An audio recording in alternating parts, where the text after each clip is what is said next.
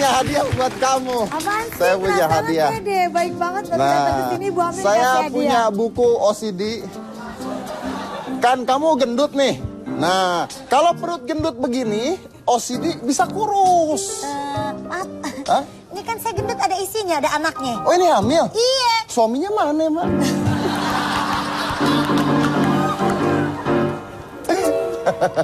Maaf ya, Ayu. Tapi ini buat aku nggak apa-apa loh ya. Iya, nggak apa-apa. Ih, badannya keren banget, ya ampun. Botak bukan sembarang botak.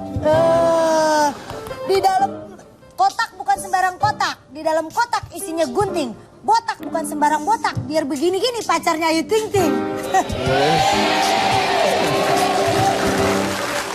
Nggak belajar dari pengalaman. Udah ketipu botak sekali, nyari botak lagi dia. Tunggu. Saya mau tahu nih permasalahannya. Jadi, menurut gosipnya, Anda ini minta diadakan pesta resepsi gede-gedean di gedung mewah.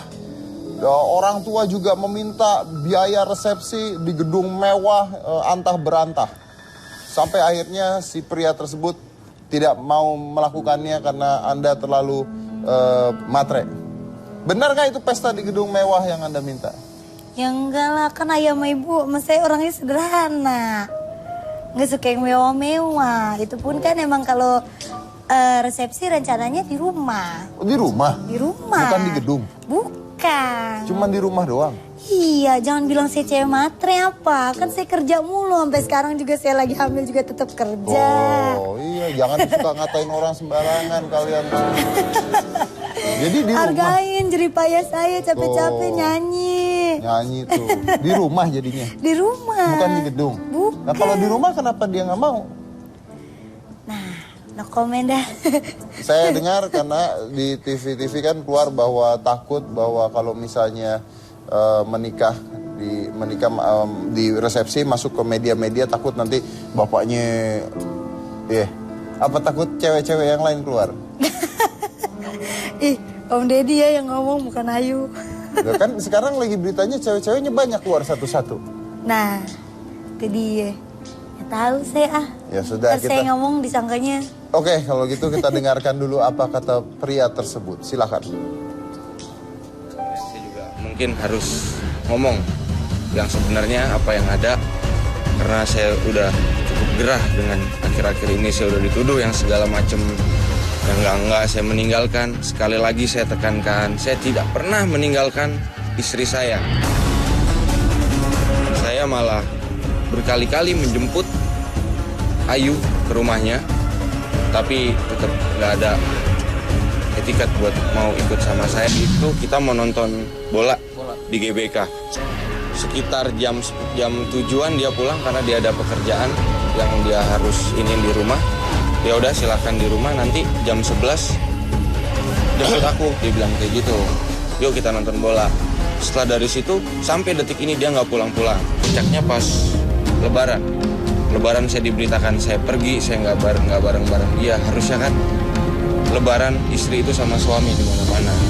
Tapi ini dia lebih memilih sama keluarganya.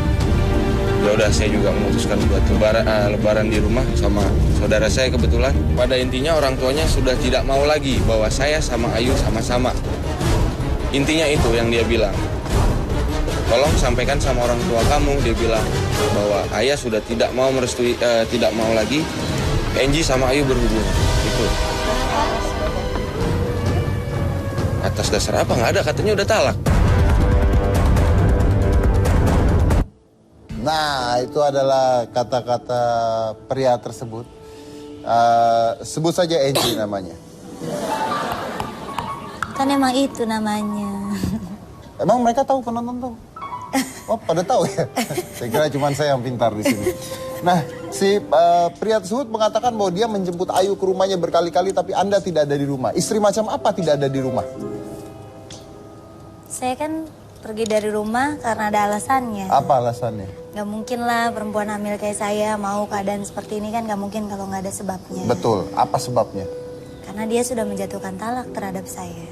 Bener-bener udah ditalak? Gara-garanya cuma resepsi ditalak? Awalnya masalahnya memang itu. Terus? Itu ya Sampai keluarlah kata-kata itu. Kata-katanya apa? Ya, dan bahkan bukan 1 kali, tapi 2 kali. Apa yang diomonginnya? Ya, jadi dia bilang pada saat itu, saya di sini hanya mengklarifikasi, menjelaskan gitu bahwa apa yang sebenarnya terjadi gitu ya. Jadi dia bilang, kalau ayah tetap mengadakan resepsi, kita selesai sampai di sini gitu. Dan di situ saya menjelaskan, maksudnya selesai ini apa? Cerai. Ya, kamu silakan ikut keluarga kamu dan aku ikut keluarga aku. Kita sebagai perempuan udah nggak bisa apa-apa, gitu ya. Kalau saya yang bilang nyatain kayak gitu mau beribu-ribu kali juga itu nggak akan berlaku talak gitu.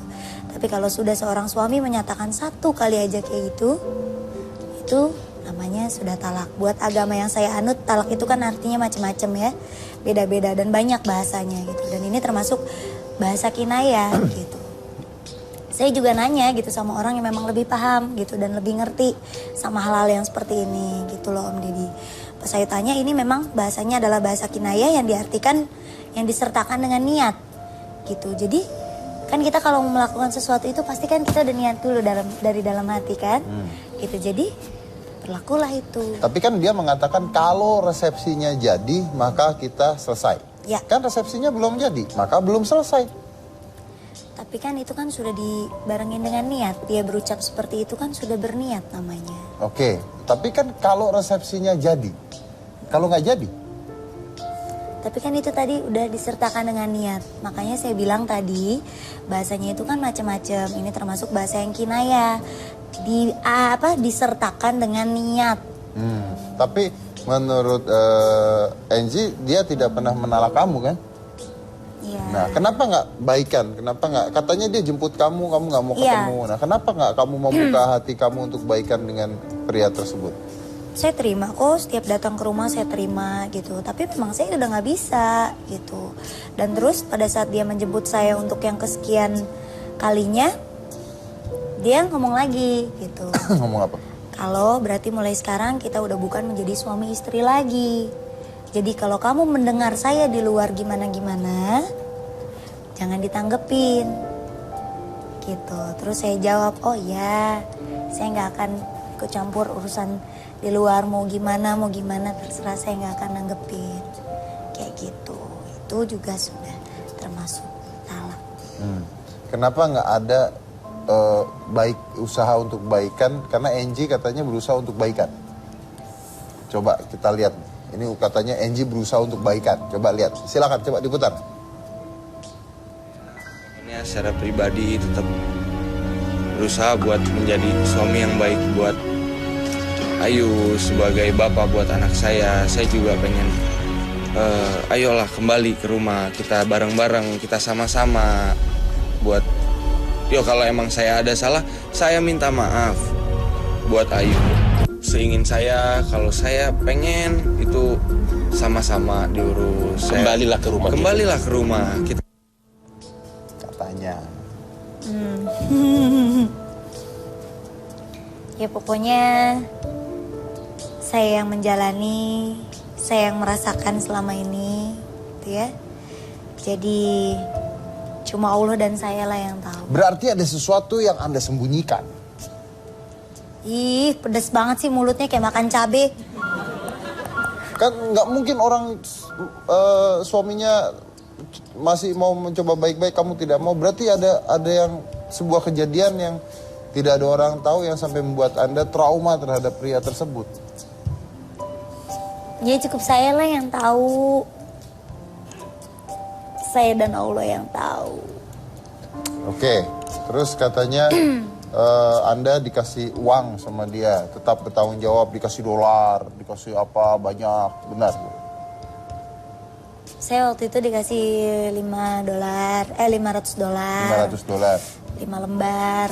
500 dolar, 5 lembar ya, 2.500 ya? Enggak, maksudnya itu 5 lembar. 500 dolar, terus? Udah? Udah, saya masih ada kok sampai sekarang saya simpan. Udah itu doang? Nggak ada yang lain? Tiap bulan masih dikasih nggak? Nggak usah lah. Insya Allah rezeki buat anak mah ada. Oke. Kalau Angie-nya mau baikan, apakah masih ada peluang buat dia untuk balik sama kamu? Apa ya? Saya juga ngomongnya bingung.